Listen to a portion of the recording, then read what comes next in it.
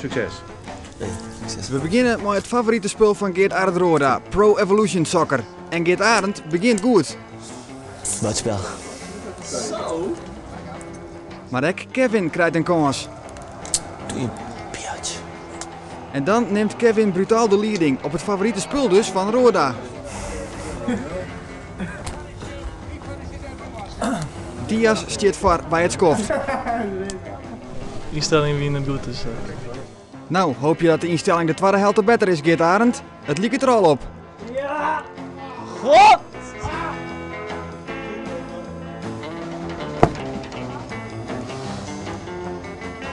En dan een grote kans voor Kevin. Hey, fuck you, Drogba, man. Nee, niet op tv dit. Dit kan niet op tv, jongens. Scoren, man. Maar Diaz wint wel. Kutspel, hè. Kevin, dat is 1-0 voor jou. Ja, daar ben ik wel blij mee, ja.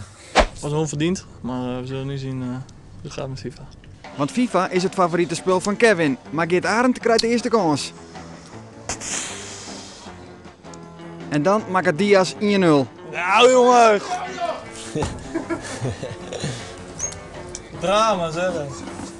Zo. Geert Arend komt weer om. Maar het is uitstel van executie, want Kevin maakt het 2-1. Nou, opbouwen hoor. Jongen, jongen. En het wordt ook 3-1. Korte hoek, jongen. Tuurlijk. Kevin 3-1, ik denk dat het is gelopen koers. Ja, denk je het ook, ja. En dan komt de genadeklap. 4-1. Zet maar uit, jongens. Zet maar uit.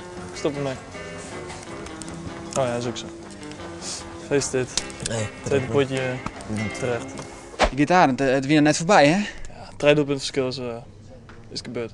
Ja, voelt lekker. Voelt lekker. Tuurlijk. Ze kunnen hier winnen in het stadion van Erentwen. Dus, Kevin, gefeliciteerd.